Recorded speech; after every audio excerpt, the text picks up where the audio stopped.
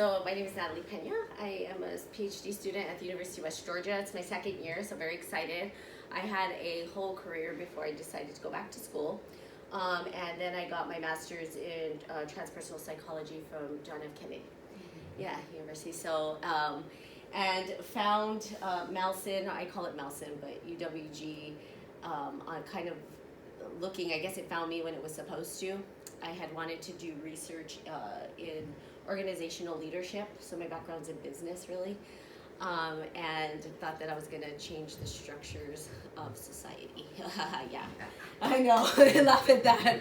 So, you know, I had a professor when they said, not only you don't change the structures change you. And then I said, oh, you're so correct, I can't do this. So hopefully, you know, my research is a little sliver of hope or reconnection to Earth, which is what I think is important. I have me and my partner, so Jerry's with me today too, because he is my Sifu. He is a higher rank than I am in Kung Fu, but we have a school that we opened in Carrollton, Georgia. We have about 9 students. We have brown belts now, which I'm very excited about. So we get to do kind of the fun stuff. So it's all martial arts, Kung Fu, and I'll go through the kind of the differences between the two. So we do internal and external martial arts. It's not just Tai Chi Qigong. We also do the Zen Buddhist practices as well. So do no harm, take no shit. That's what I say, okay? So, yeah. And that's how I live my life. Okay. So, and I was like, I don't know, but I think these people are okay with a little bit of cussing here. I'm going to kind of go over my research, do this in 3 parts, and I'm still kind of teasing out where I want to go, really interested in the lived body. What is the lived body? How do we talk about the lived body? And I believe that martial arts is a great way to do that. Okay, so I'm going to do this in 3 parts, research and background, kind of where I'm at, where I'm headed with the research, some Kung Fu concepts, and then a practical application. So we will do some Tai Chi and Qigong, which is nice. And I was hoping we could go outside, but it's probably not going to be good out there. It's wet and all that stuff. But we'll clear out a space and we'll actually do the practice, okay? On part 1, I'm going to talk about my research interest, martial arts discourse to kind of land where this is, right? And what I take up as well. And enchantment is the lived body. I'm really excited about enchantment. This word enchantment is kind of circulating now as well. I know APA 24, Division 24 is having a re-enchantment, mysticism conference meeting in Toronto, and I got accepted, so I'm excited I get to do that as well. This is my underlying question: what can Daoist Kung Fu practices teach us about enchantment? Okay. And we'll go over what that means. To situate us, we'll talk about martial arts discourse in general, just to kind of understand what's happening, you know, what they're talking about scholarly. So traditionally, when people think of martial arts, right, they typically think martial arts the East Asia. So it's usually Chinese or Japanese or Korean martial arts, right? But we have other martial arts, you know, like fencing, boxing. Those are considered martial arts as well, okay? It's not just, you know, Kung Fu. Also, there are different ways that they describe it. So they have Wu Yi, which is martial arts. Don't ask me to say it properly, Chinese. Yeah. And then Wushu, martial arts or skill. That's commonly used at the temples. So you'll hear that at the Shaolin temples. That's what they use is Wushu. And then Wu Dao, which is martial ways, so connected to the Tao, but they don't use it. There's historical reasons, historical, socio-political, all that kind of stuff is connected to terms. And so those terms, I'm not going to get into all of that politicking, because for me it's about practicing more than getting into those debates. My debate's more about the lived body. That's the stance I'm taking. Okay, so martial arts discourse. Oh, well, that's nice. I don't know how that happened. Okay. So debates of terminology also. So there's a debate also in the traditionalist and modernist sense. So the traditionalist, the do no harm, take no. Okay, self-defense, right? So we think about it self-defense from spirituality and mysticism.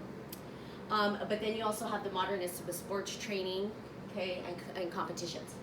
So you'll see like jiu-jitsu competitions and stuff like that. And so there's the debate between these two camps where you have the traditionalists are like, because of the rules, you can't really apply what's really happening. And then it says the opposite. You can't learn a kata in the air and expect to, like, defend yourself. So maybe there's a middle point. And so I'll tell you where I'm situated after this, but that's kind of the debate between the modernists and traditionalists. And then there's this term kung fu. So you guys have heard this term. So if you didn't know what it meant, it means mastery through time and effort. So really, it's a general, broad term. So most people equate kung fu to fighting, but really it means mastery through time and effort. Has anybody seen Marco Polo? Mm-hmm. Yeah? Okay. So 100 Eyes, it gives me chills, but I love 100 Eyes. There's a clip of 100 Eyes, right? And he's at the Shaolin Temple, and they're coming to destroy the Shaolin Temple. And he's been training as a monk his whole life. And he just takes out the whole army, just a couple of them, right? So it's kind of cool. You're like, whoa. But he talks about kung fu in a beautiful way, Kung fu is, your scholarship that you do. The work that you do is kung fu. You put time and effort. All night reading, right? Writing, going pulling out your hair, and then you get in a flow state, right? Where you start to feel like you're jiving with your work. That's kung fu. So you can say that you're a kung fu practitioner. Do you paint, right? So he talks about the artist painting and just emerging yourself within the framework, right, that you're doing.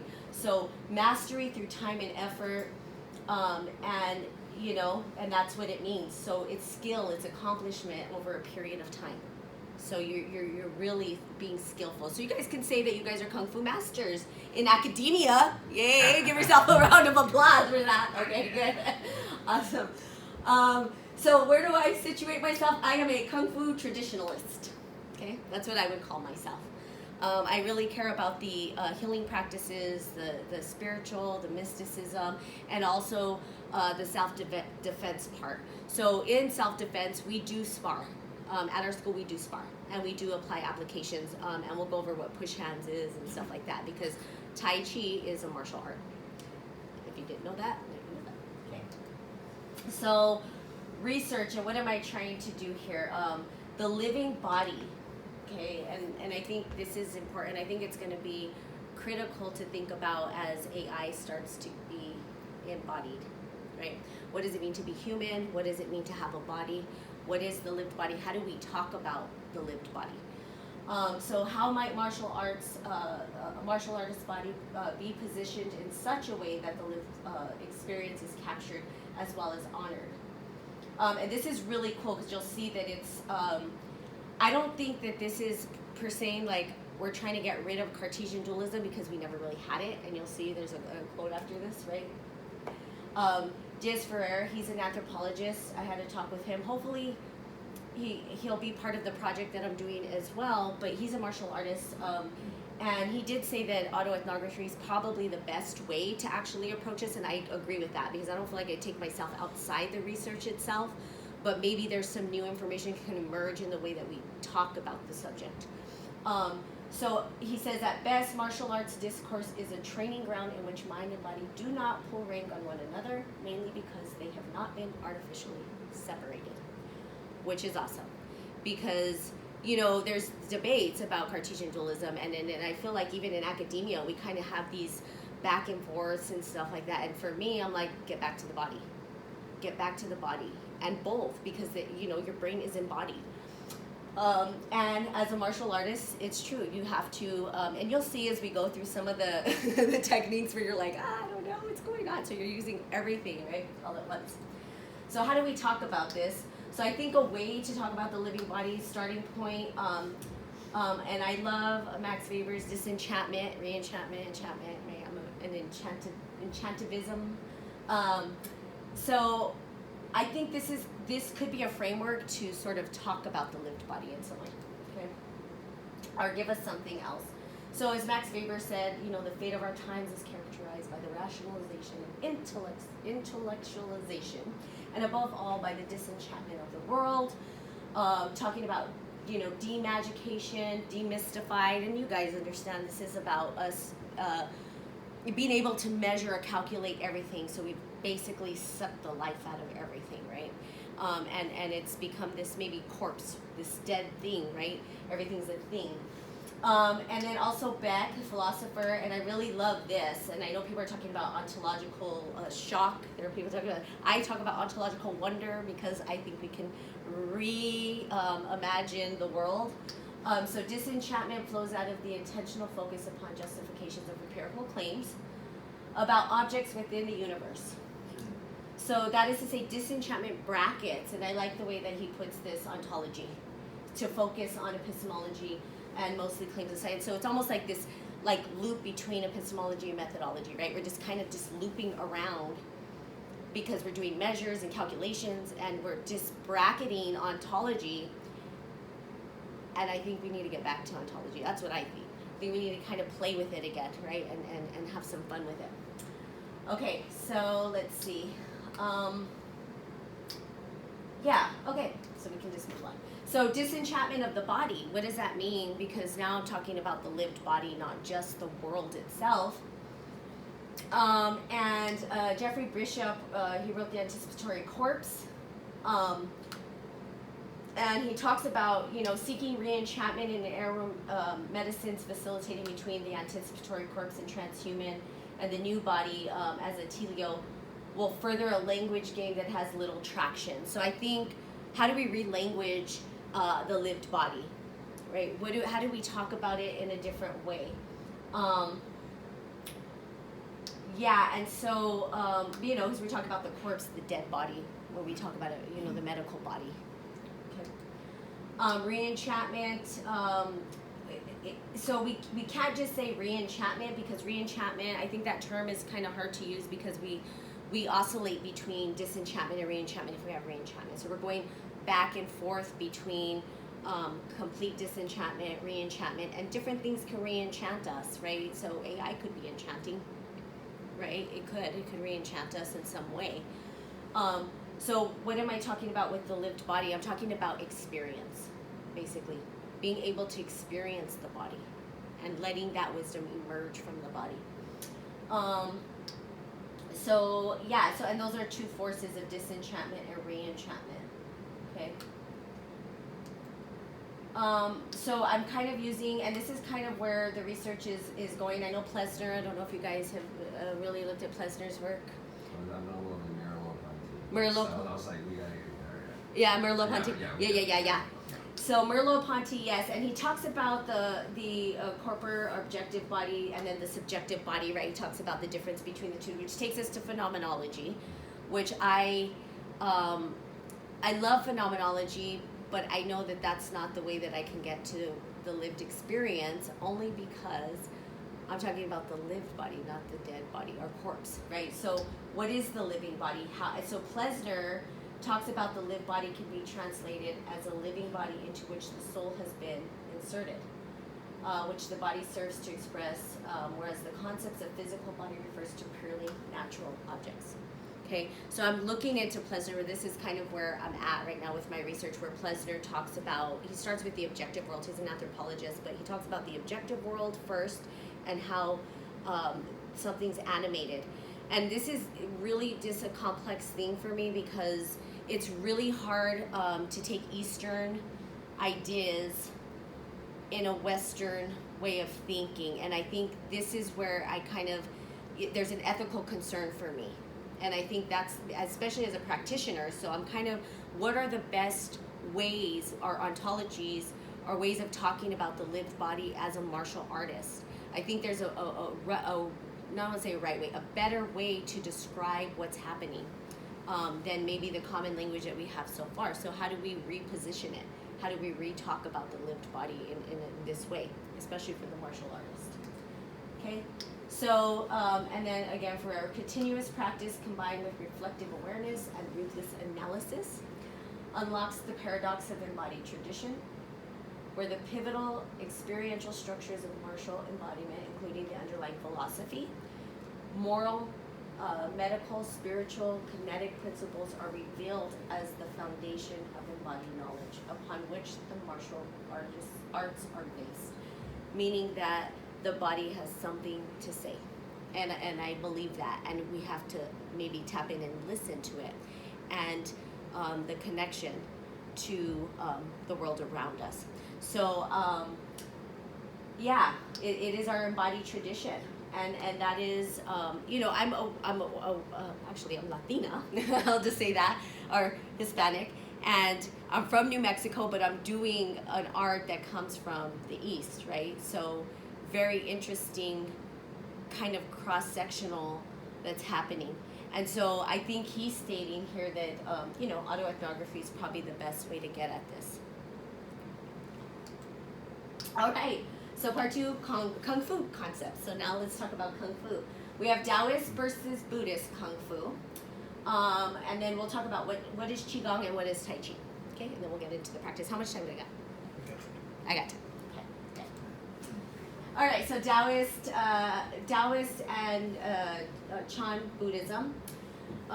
If you guys don't know the story about, it really comes from India. It started out in India, right? Bodhidharma came over to China, and it really, our practice starts out with something called the I Ching, which is dynamic tension movements like that, and it's really yoga. It's like a yoga. So Bodhidharma comes over, but you have monks, right, at the temple. I'll just give you a little bit of the background. I was going to talk about this, but we have a little bit of time, so I'll talk about it. Bodhidharma comes over.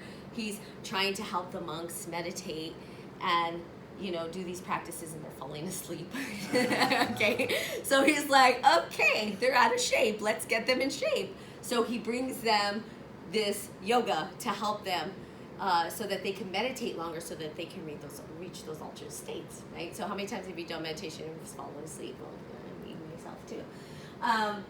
But then this separates into two things. So you can see where Buddhism comes over, right? So he was a Buddhist monk. Then you see these the Chan Buddhist practices there. There's also Daoist as well, because I was I remember when I started the art, I was like, how do we have both? I didn't really understand that there was these two different things going on. But they shared practices. The Daoists are internal practices of the art. So they're based on the Tao, they have roots in China, and they focus on internal energy, but also expelling the internal energy, Hsing, where you're striking out and you're expelling the energy as well. You're not just keeping it in, but you can conjure it up and then you can expel it out, right? So Hsing. And they focus on the 5 elements of nature. So, we do these, just movements like the wind, or you do, I don't know if you guys have heard of Bagua. It's walking in the circle. You walk in a circle, and then you walk in a circle. We're not going to do that today, but you walk in a circle. So it's like the wind, like a devil to get behind your opponent, right? That kind of thing. And then you have, like water, the Tai Chis. They're like flowing or like swimming in the air. So you have the elements of nature. It's all encompassed in it.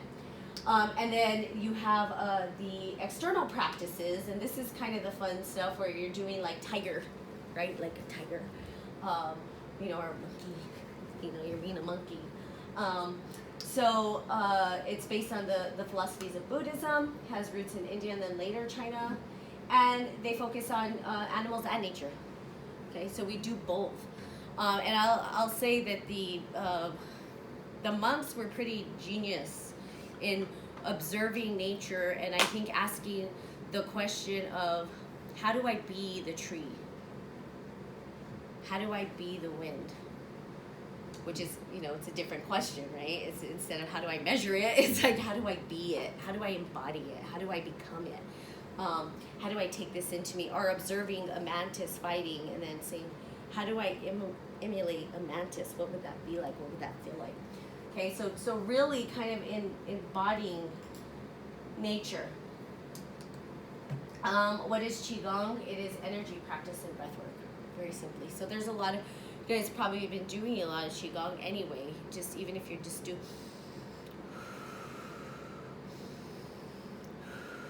and just practicing. That is Qigong. It's breath work, right? Intentional breath work, I would say too. So even if you're doing meditation practices and stuff like that, it is Qigong.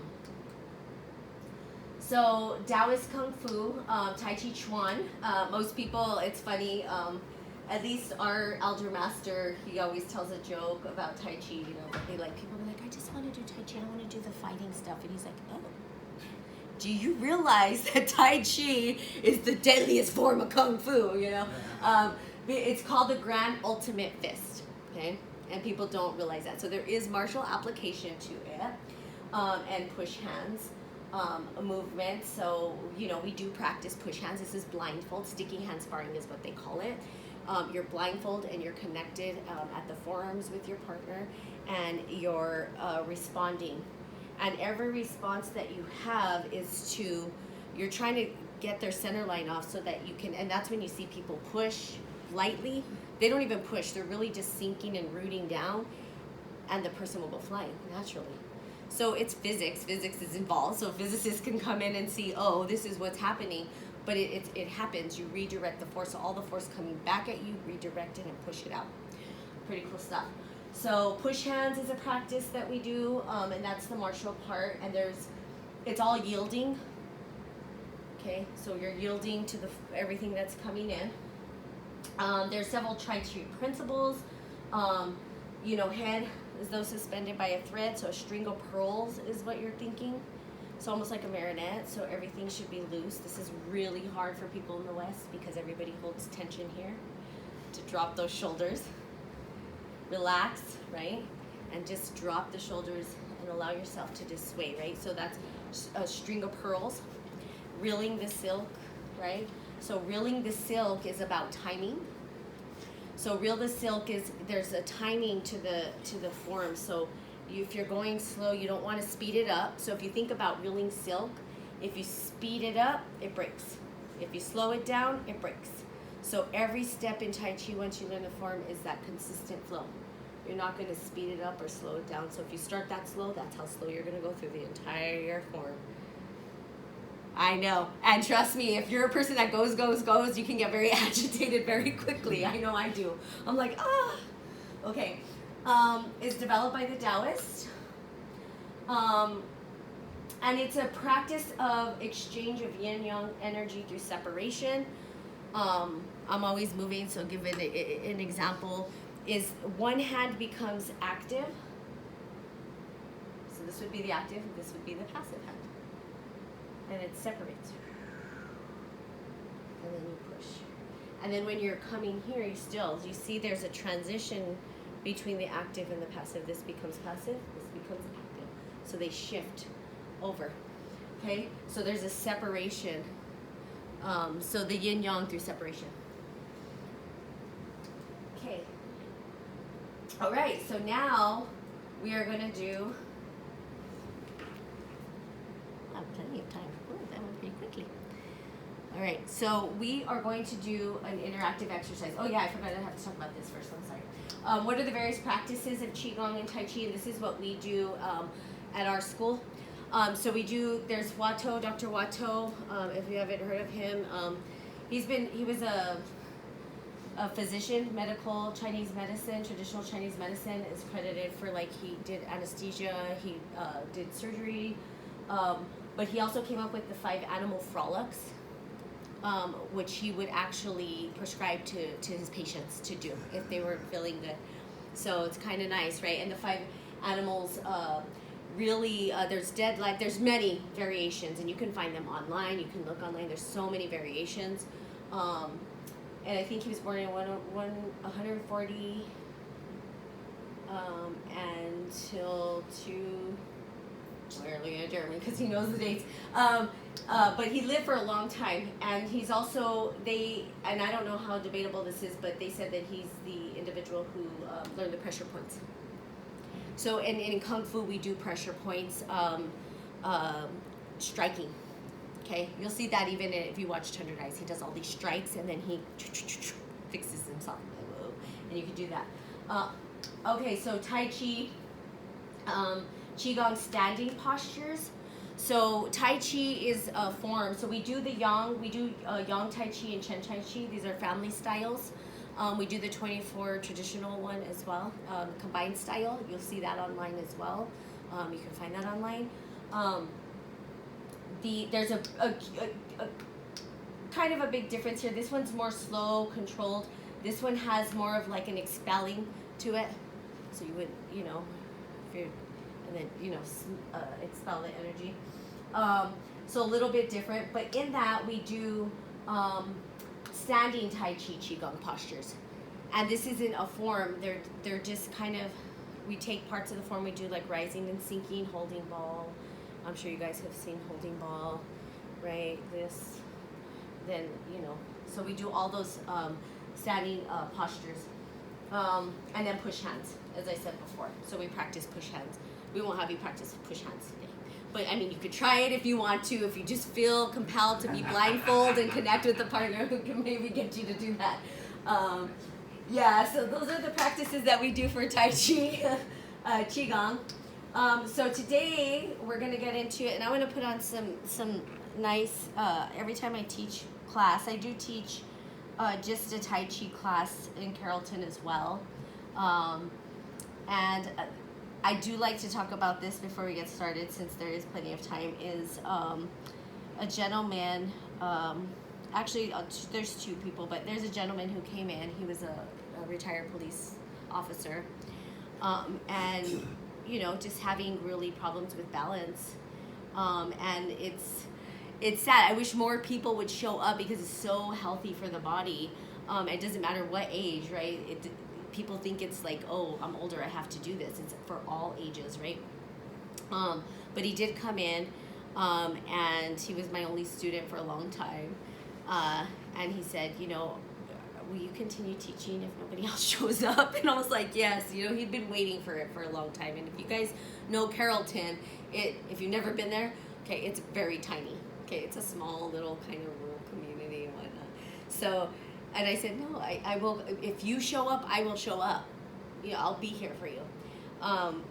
He could not even lift his foot when he first started like that. And the other day he was like, and I was just like so amazed. You know, he's taking other classes now, more active classes and stuff like this. So what to say, it's never too late to start, but you have to start, right? And he's continued, and he knows the whole form. When he first started, I was like, I don't know if it's ever going to look like Tai Chi, but we're going to teach him. And now he's, you know, and another thing is that you don't have to be so low with it. As long as you're keeping your spine straight and moving, you can do it higher up even, and be very gentle. So, but I talk about that story because I think it's really important. And another lady as well. And she's a Kung Fu student as well. So she does both the internal, external arts with us. She's actually one of our brown belts, but she too couldn't lift her leg. And she's lost weight. She's, you know, so it's really good. It's like this ability to re-heal the body. Doesn't matter where you're at, you know. Really good for posture and spine, right? The spine and the posture and all that. And then once you get really into the practice, something they say 10 years is a good start. That's why people don't start, because it takes decades to become a master of Tai Chi. But I'm about 8 years in, okay, in the practice, and I am starting to feel the Qi, right? What people would say Qi. What is Qi? How do we feel Qi? The flow. You can feel when there's blockages, right, in the body. So then what comes after that? What's the alternate? Like altered states, or connection to oneness, are these bigger, right? The things that you and everybody here are very interested in, right? These mystical experiences that we have, this connection to something greater, grander. And so kind of at that point where it's like reharmonizing the body and feeling the energy flow. And there is no way to describe it in words, right? It is hard. You can't, it's like having a mystical experience. How do you articulate what just happened? But I believe that there is language that we can use that would better describe what's happening. And I think that's kind of where I'm headed. Like, how do we really honor and maybe animate the language that we use to talk about these things, right? So it's lived. I know language is kind of living in its own way, but it's still metaphor, right? You can't really, it's not the thing itself, right? It's not the experience itself, I should say, nothing. Okay, so now we're gonna do some yin yang breathing. We will do some Tai Chi and Qigong postures. And maybe if you guys are interested, we could do the introduction to Tai Chi, the 24 combined Tai Chi form. And yeah, we could do the intro. Just the basics. Wild horse spreads its mane.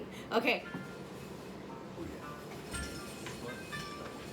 Now, if you guys want to sit on a chair for this one, because we're do some breathing. You guys, I don't know how well you would feel laying on the floor.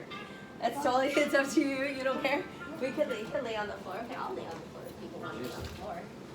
You can lay on the floor, sit. You can sit, lay, whatever you want to do, however you want to get comfortable. I'm going to take my shoes off. You can take your shoes off. So,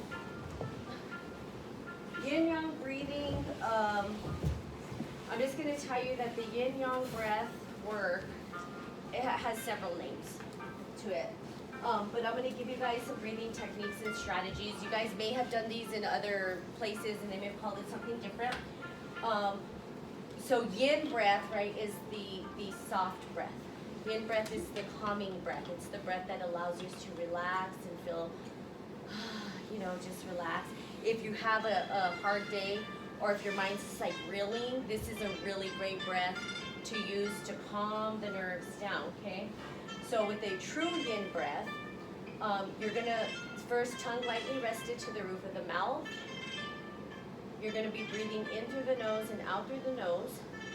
And on the inhale, you're gonna suck in the belly. Now, this is called the dantian. If you guys don't know what that is or haven't heard of the dantian, it is 1 inch below the belly button and 1 inch in. Okay, it's the kind of what they call the wheel, right? Where we draw up the wheel, sexual energy, all this kind of stuff, right? Where all this energy gets, we bring it up. So when you breathe in, you're gonna inhale and suck in the belly. Then you're going to exhale through the nose. So all this is going through the nose, in through the nose, out through the nose. And then you're going to, on the exhale, you're going to hold it. So if you're going to inhale for 4 and suck in the belly, you're going to exhale for 4. You're going to hold for half the time. Okay? And that is a yin breath. Okay? And you can do it sitting down or laying down or whatever. I think some of you wanted to lay down. Did somebody want to lay down? No? Okay. So you'll lay down? Okay.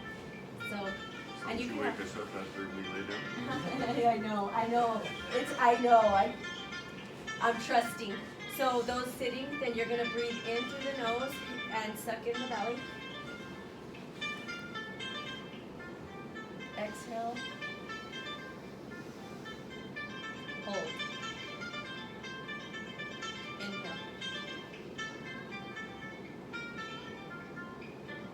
Exhale. Hold.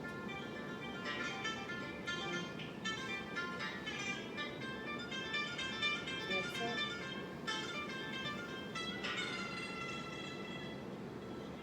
Hold.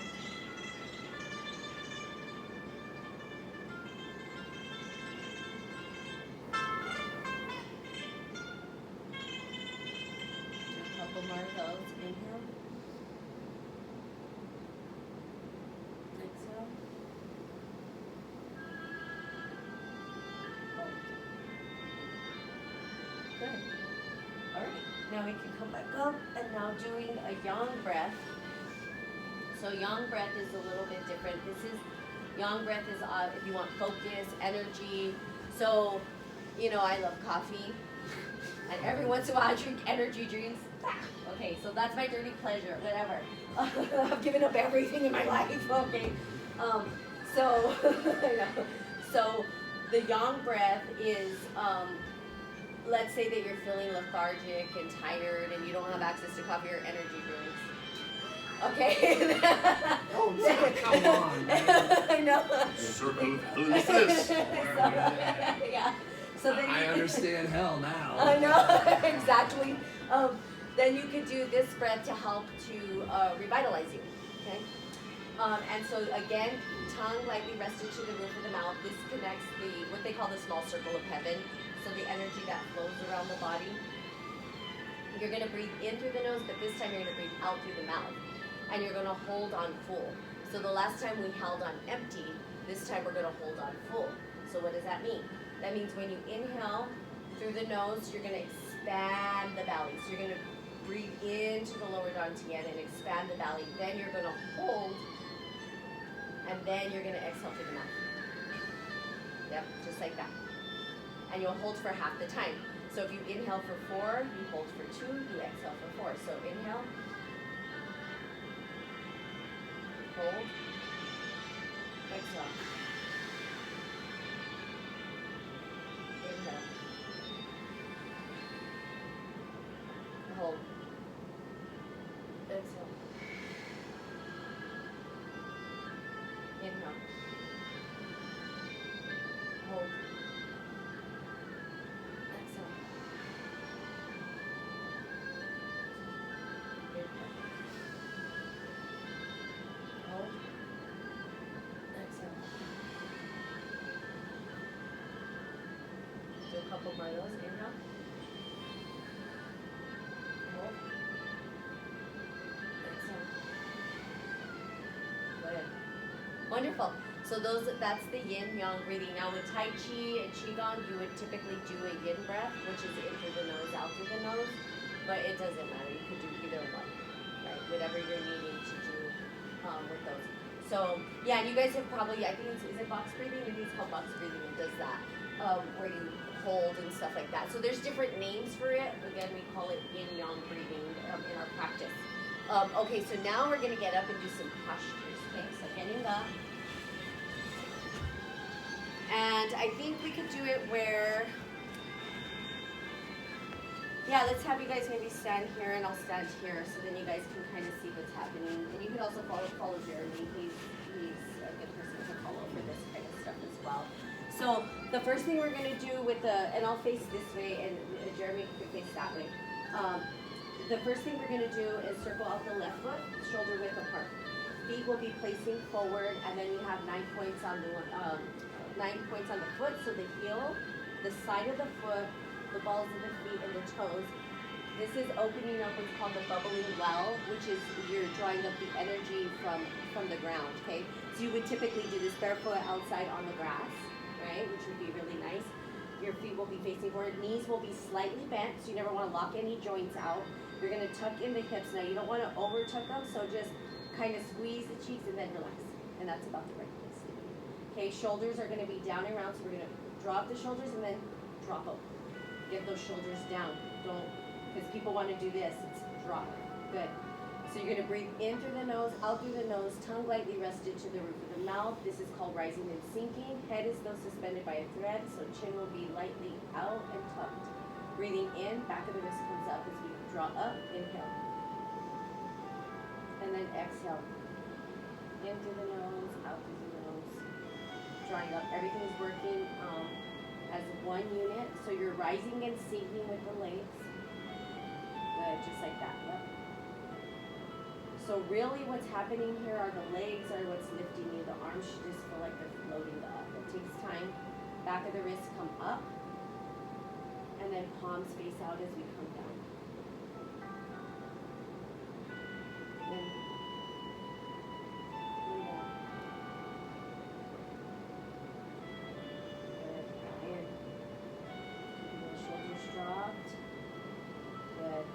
rising and sinking. There's an expansion and a compression. So we're rising as we expand open and then as we compress. Okay, that's the yin yang element of it. Rising, inhale, exhale. Good, and everything's connected. Good, now let's do a holding ball from side to side. So you're going to have palms facing each other. Make sure those shoulders are dropped and those, yeah, good. The elbows are dropped. Drop the elbows. Just, there you go. Relax those shoulders. Yep, there you go. Just like this. Good. And then you're going to come side to side. I'm going to turn because this gets a little confusing if I'm facing this way. So one hand, and it's good to have a big holding ball. One will come to the temple. The other one will come to about the rib cage. Making sure that your elbows are dropped. And you're going to exhale as you compress to the side. And inhale as you expand. Exhale as you compress. And so one hand will come up to the temple and the other one to the rib cage. It's better to have a bigger holding ball when you start, but you can actually make this a lot smaller later over time if you'd like. So this is holding side.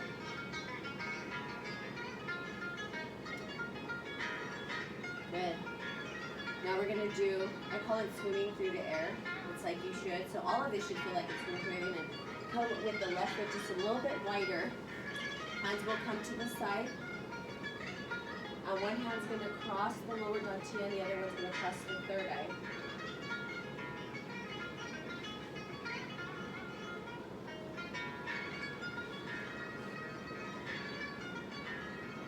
Make sure those shoulders are dropped.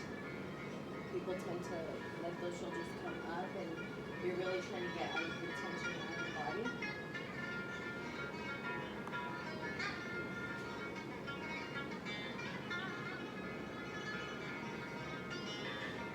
Making sure the tongue is lightly rested to the mouth, breathing in through the nose and out through the nose.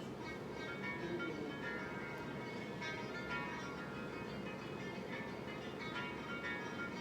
Good. So now we're going to do something called ward off. Spin around. The right hand's going to come up about 45. And then you're going to make sure the knee doesn't go over the toes and the palm doesn't go over the knee. You're going to come around to the other side.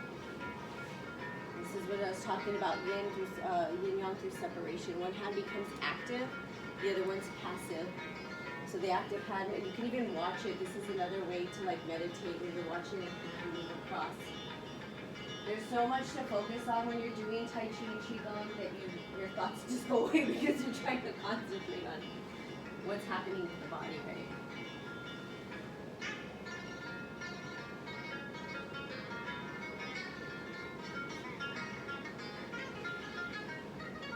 Rise and sink. Rise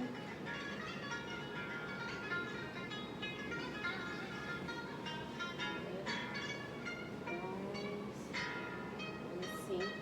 Good.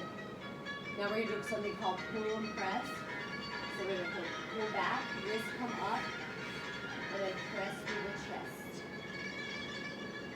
Draw back. Heel comes up off the floor. Press. Good, just like that. Inhale, and then exhale. Draw up, inhale, and then exhale. Inhale, exhale.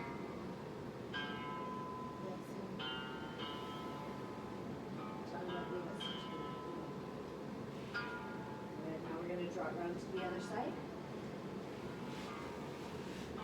And draw back, and press.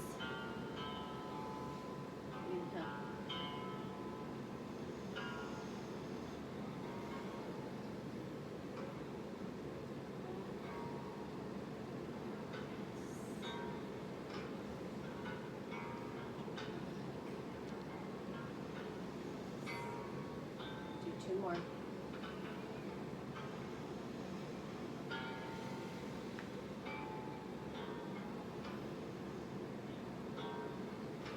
Good. Namaste.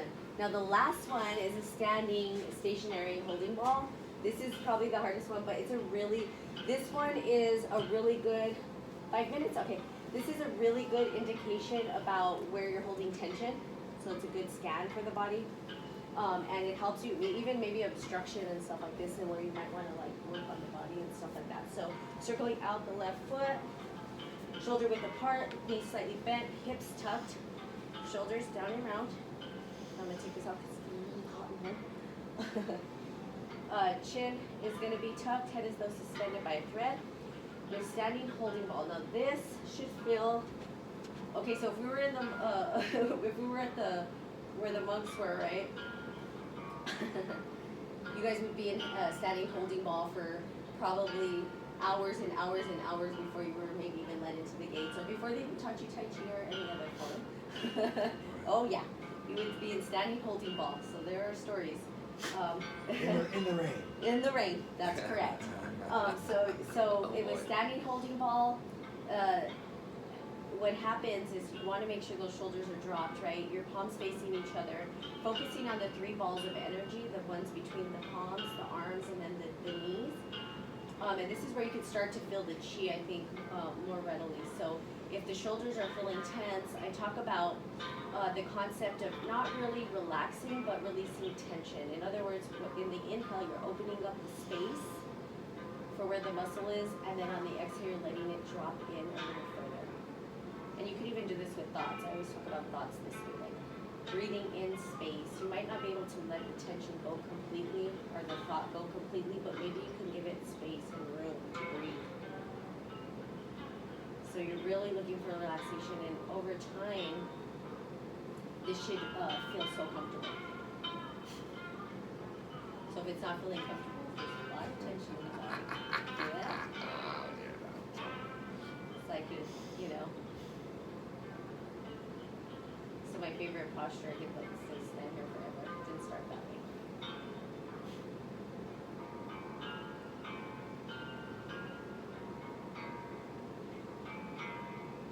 Okay, and then slowly drop the arms to the side. Let the energy drain. Yeah, so if that's hurting, right, it's like the tension that we hold up here. Yeah, see, right in that shoulder stuff, and I get blockages up there as well, and you kind of know where the energies are, oh, the chi's not moving. But eventually you're just dropping in. The idea is that your bones are the structure. That would be kind of the yang, and then the muscles and everything just are kind of resting. Like it's a hard concept to understand, right? To just drop. And even when you're laying on the floor, notice if your shoulders are like this and go and drop. Just that tiny movement, yeah, to do that, see? And so, again, our bodies are talking to us, they're saying something, right? And I think it's important, and so we can tune into it and say, what's going on, and how do we, support ourselves, right, in that area or whatnot. So I don't think we'll have time to do Tai Chi, will we? Let's see, maybe. It's 47, we got 3 minutes. 3 minutes, okay, we can do something in 3 minutes. We got moving Back. So everybody moving back here to the right of me. So we don't have to get to the, otherwise you're going to lead the whole form. No. Okay, yeah, I know. That's what people always say. Okay, so the first thing we'll just go through wild horse spreads its name. Okay, so we bow. First thing, circle out the left foot. You're going to come up off the right ball of the foot, left ball of the foot. This sets the timing into motion. We're going to rise and sink. We're going to draw up into a holding ball. So all the weight will be on the right, and we're in a holding ball. That left leg is going to come up. We're going to step out 45. Wild horse spreads an 8. So the right hand goes high, left hand goes low. Good. Circle, draw up. Now we're going to step out 45 with the right. Right hand goes high, left hand goes low. Draw up. We're going to be in a holding ball to the right. Left foot steps out, wild horse spreads its mane. Left hand goes high. Now we're going to do crane flips its wings. One palm will face this way, the other one will face the back wall. Draw up the right foot to meet the left foot. The right hand will come high, left hand will go low. Now flick both of the hands back to the back wall. Good. Now draw down the right and bring up the left and sink back on that right leg. Good. Now we're going to gather from the right, so pivot on the heel. So we gather from the right. We're going to draw up. This is called brush the knee. Press through the chest. Good. And we'll stop there because we're going to keep going that way and we don't have enough room. So that is like the beginning. Yeah. Yeah. Good. I'm glad. All right.